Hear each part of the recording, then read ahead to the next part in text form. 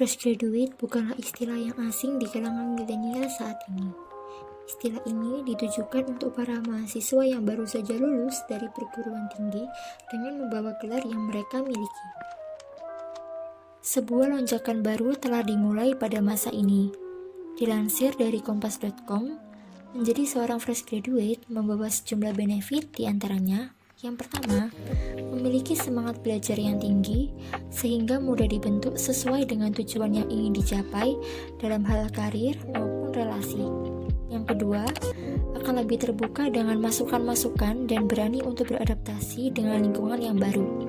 Yang ketiga, melek teknologi dan berani mengambil resiko, seperti mulai memutuskan suatu hubungan, memutuskan pilihan karir, dan lain sebagainya. Terlepas dari seluruh hal positif yang didapatkan, terdapat sisi lain menjadi seorang fresh graduate, yang kerap kali menjadi beberapa latar belakang munculnya fenomena-fenomena masalah kesehatan mental.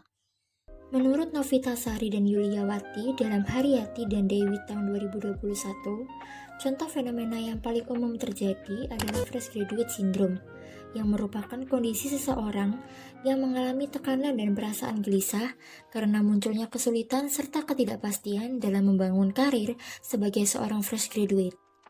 Kondisi seperti ini semakin didorong oleh fase quarter life crisis yang juga dihadapi oleh fresh graduate. Quarter life crisis merupakan fase krisis yang umumnya terjadi pada usia dewasa, yakni antara 20 hingga 29 tahun, yang disebabkan oleh adanya transisi kehidupan dari yang tidak stabil dan eksploratif ke arah yang jauh lebih mapan, mudah diprediksi, dan menekankan pada produktivitas. Quarter life crisis juga merupakan bagian dari peralihan dari tahapan perkembangan remaja menuju dewasa. Tanda-tanda seseorang memasuki fase quarter life crisis. Menurut Robinson, tahun 2013, terdapat beberapa tanda-tanda yang muncul ketika seseorang akan memasuki fase-fase quarter life crisis, yaitu yang pertama, sulit menentukan tujuan hidup yang ingin dituju setelah menyelesaikan masa kuliah.